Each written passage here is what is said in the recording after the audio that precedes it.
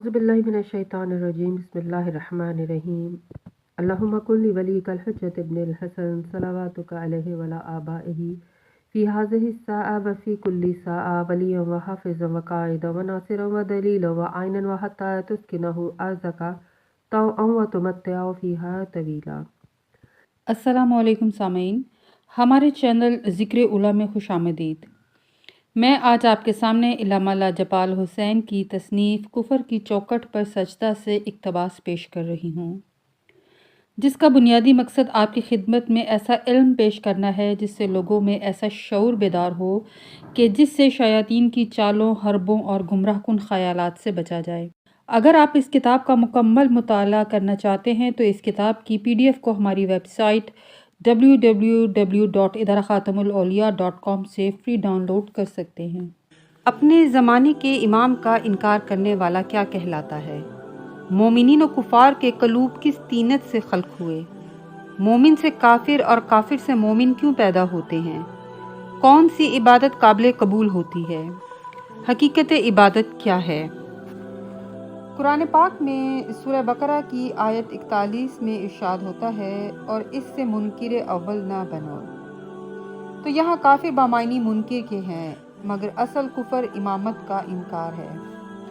इसीलिए अल्लाह ताला कुरान मजीद में सूरह निसा में इरशाद फरमाता है, अतीउल्लाह व अतीउर रसूल व उलिल अमर मिनकुम। अल्लाह की अताअत करो और अताअत करो रसूल की और उलिल अमर की। क्योंकि अल्लाह की अताअत जिस तरह मोहम्मद रसूल के बग़ैर महाल है, इसी तरह रसूल अल्लाह की अताअत उलिल अमर के बग़ैर नामुमकिन है। अल्लाह इस्मत कुल्ली का अता करने वाला है, रसूल इस्मत उज़्मा कुल्लिया पर फ़ाइज़ है। अब जो रसूल के बाद मनसब इमामत पर फ़ाइज़ होगा वो रसूल की तरह इस्मत कुल्लिया पर फ़ाइज़ होगा, यानी जहाँ अंबिया कराम से तरके ऊला हो जाता है, मगर रसूल सल्लल्लाहु अलैहि वसल्लम और इमाम इस तरके ऊला करने से मावरा है। पूरे अरब में रसूल के मिसलो मसल, खल्को खुल्क, गुफ्तारो किरदार, जिस्म, गोश्त, खून, नफ्स और रूह, हर बात में आले रसूल से ज़्यादा किसी को कुर्बत हासिल नहीं, कि जिनकी शान के लिए फ़कत आयत ततहीर की दलालत काफ़ी है, कि जिनको ज़ेरे किसा रसूल ने दाखिल करके उनकी शराफत और इस्मत अपनी जैसी होने का मुदल्लल सबूत फराहम किया है। लिहाजा माहासिल गुफ्तगू ये है कि कुफर हर ज़माने के इमाम का इनकार कहलाता है। इमाम अली बिन हुसैन ने फरमाया कि अल्लाह ने अंबिया के कलूब व अबदान को तीनत आलीन से बनाया है, और इस तीनत से मोमिनीन के कलूब को बनाया, और अबदान को दूसरी तीनत से, और कुफार के कलूब तीनत सज्जीन से बनाए गए हैं, और इसी से उनके अबदान और फिर उन दोनों तीनतों को मिलाकर बनाया है। यही वजह है कि मोमिन से काफिर पैदा होता है और काफिर से मोमिन, और यही वजह है कि मोमिन से बदी सरजद होती है और काफिर से नेकी। मोमिन का दिल अपनी असल की तरफ माइल होता है, जिसको तीनत आलीन कहते हैं, और काफिर का दिल तीनत सिज्जीन की तरफ माइल होता है। तौज़ी, इस हदीस पाक से साबित हुआ कि कुफार के कलूब अपने असल की तरफ माइल होते हैं, जो कि मादा सिज्जीन है। लिहाजा काफिरों की असले आला अहले शर कुफ्र कुल है, जिन्होंने रोज़े अलस्त इनकार रबूबियत और वलायत किया था। दर हकीकत कुफर अपनी असल से जाकर मिल जाता है, क्योंकि कुल्ले शय यर्जी इला असलही, हर शय अपने असल की तरफ बाज़गश्त करती है, यानी हर शय का अपनी असल की तरफ लौटना इस बात का सबूत है कि हकीकत कुफर का ताल्लुक आइमा ज़लाल के साथ है। अब दर कुफर पर वही सजदा करेगा जो शैतान को अपना हादी व आका मानता है। जब अल्लाह ने फरिश्तों को हुक्म दिया कि आदम के पैकर में अपनी रूह दाखिल करूं, तो फ़ौरन सजदे में चले जाना। कुरान मजीद में सूरह बकरा की आयत 29 में अल्लाह इरशाद फरमाता है, और जब हमने फरिश्तों से कहा कि आदम को सजदा करो तो सब ने सजदा किया, मगर इब्लीस ने इनकार किया और तकब्बुर किया और काफिरों में हो गया।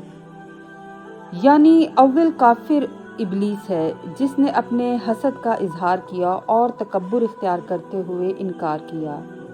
ये इनकार ही कुफर है, तभी अल्लाह ने उसको काफिरों में शुमार किया। और जो अल्लाह से इब्लीस ने कहा कि ए रब, मुझे आदम को सजदा करने से माफ़ कर, और मैं तेरी ऐसी इबादत करता हूँ कि ऐसी इबादत नबी और फरिश्ते भी नहीं करते। اللہ نے فرمایا مجھے تیری عبادت کی ضرورت نہیں، بلکہ میں جس طرح چاہتا ہوں ویسے میری اطاعت کی جائے، میری اطاعت کے مطابق جو عبادت ہو وہی قابل قبول ہے۔